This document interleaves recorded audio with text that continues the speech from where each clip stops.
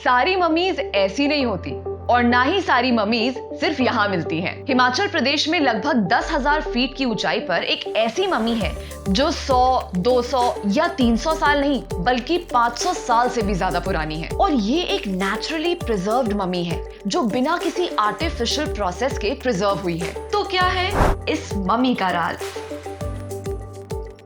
1975 स्पीति में एक अर्थक्वेक के बाद एक डैमेज टूम मिलता है। उस टूम में से कुछ अनबिलीवेबल निकला। ग्यू नाम के विलेज में एक कमरा है जो घर है इंडिया की शायद इकलौती नेचुरली प्रिजर्व्ड मम्मी का। एक ग्लास बॉक्स में रखी ये मम्मी है सांगा तेंजिन की। सांगा तेंजिन एक बुद्धिस्ट मंक थे। माना जाता है कि उनकी डेथ 15th सेंचुरी में हुई थी जब वो लगभग 45 साल के थे। जनरली डेड बॉडीज को कोई ना कोई प्रोसेस से प्रिजर्व किया जाता है जैसे कि एम्बामिंग, लेकिन माना जाता है कि सांगा तेंजिन ने खुद को ममीफाई किया था। पर अपने आप को ममीफाई कैसे करते हैं ये पता लगाने के लिए हमें जापान जाना होगा। सोकुशिन बुत्सु नाम की एक ममीफिकेशन प्रैक्टिस वहां 11th सेंचुरी से 19th सेंचुरी तक अपनाई जाती थी। इसके फॉलोअर्स इसको एनलाइटनमेंट का जरिया मानते थे। इस प्रोसेस से कोशिश की जाती बॉडी को ऐसी कंडीशन में लाने की जिससे डेथ के बाद भी वो अच्छे से प्रिजर्व्ड रहे। ये लंबा प्रोसेस कई सालों तक चलता था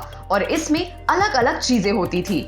ये प्रोसेस है क्या? बॉडी में फैट कम करने के लिए कहते हैं वो एक स्पेशल डाइट फॉलो करते थे, एक ट्री बेस्ड डाइट जिसमें मोस्टली नट्स, सीड्स और बेरीज जैसी चीजें इंक्लूडेड होती थी। चावल, जौ या ऐसा कोई भी खाना जो बॉडी में फैट ऐड करे वो छोड़ना पड़ता था, क्योंकि फैट ज्यादा तो बॉडी में फ्लूइड ज्यादा, जिसकी वजह से बॉडी जल्दी डीके होती थी। माना जाता है कि उरुशी ट्री से बनाई गई एक पॉइजनस टी भी इस प्रोसेस में पी जाती थी। इसको पीने से वॉमिटिंग होने की वजह से बॉडी से फ्लूइड्स निकल जाते थे और बॉडी में पॉइजन हो तो इंसेक्ट्स, बैक्टीरिया, मैगेट्स भी बॉडी से दूर रहते थे। कहते हैं कि इस प्रोसेस का एक और मकसद था कि बॉडी के ऑर्गन्स का साइज रिड्यूस हो जिससे बॉडी का डीकंपोज होना मुश्किल हो जाए। कहा जाता है कि जापान में मंक्स आखिरी में एक टूम में लॉक हो जाते थे जिसमें एक एयर ट्यूब होती थी। उनके पास एक बेल भी होती थी। हर दिन वो एक बार बेल बजाते जिससे बाहर के लोगों को पता रहे कि वो जिंदा है, और जिस दिन बेल ना बजे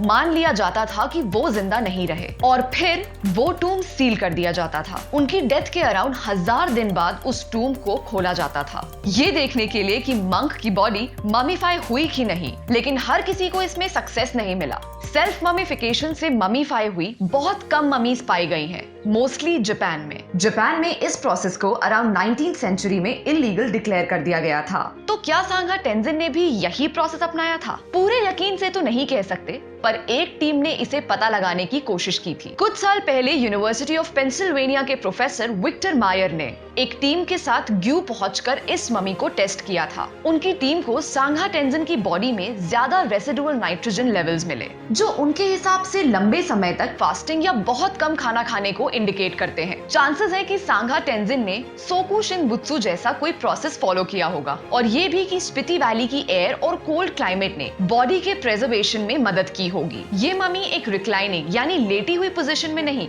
बल्कि एक सिटिंग योगिक पोस्चर में है, और सांगा तेंजिन के गले के अराउंड एक मेडिटेशन बेल्ट है उनके मेडिटेशन के लिए। इतने सालों के बाद भी सांगा तेंजिन के दांत प्रॉपर्ली दिखाई देते हैं और साथ ही उनके बाल और नाखून भी प्रिजर्व्ड हैं। लेकिन सांगा तेंजिन ने ऐसा किया क्यों था? फोकलोर में माना जाता है कि उनके विलेज को एक स्कॉर्पियंस के प्लेग का सामना करना पड़ा था। तब सांगा तेंजिन ने विलेज को बचाने के लिए खुद को ममीफाई करने का फैसला किया। माना जाता है कि बाद में उनके विलेज को स्कॉर्पियन से आजादी मिल गई और सांगा तेंजिन को अब ग्यू विलेज में रिस्पेक्ट और वर्शिप किया जाता है। अपनी हिस्ट्री और फैसिनेटिंग फोकलोर के लिए इंडिया काफी फेमस है। सांगा तेंजिन और हिमालयाज में उनकी ममी इसी की एक और मिसाल है।